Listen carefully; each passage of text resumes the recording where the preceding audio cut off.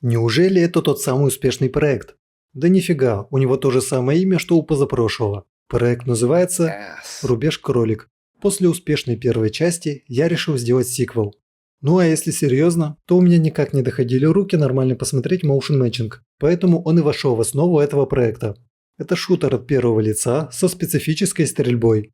Я переделал шаблонного motion matching персонажа, адаптировал некоторые анимации для вида от первого лица и вставил ему шаблонный пистолет с помощью IK. Получился Франкенштейн. Я думал, может что-то интересное из этого выйдет, но с этим работать невозможно.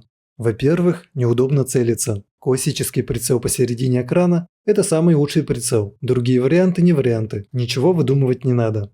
Во-вторых, от шаблонного motion matching было слишком много мусора. Куча функций, куча анимаций типа паркура, куча разных зависимостей и много чего еще. И в-третьих, зачем мне делать сиквел, если даже первая часть не вышла?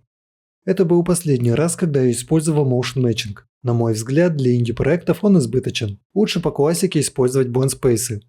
Снова провал. Ну, в следующий раз точно повезет.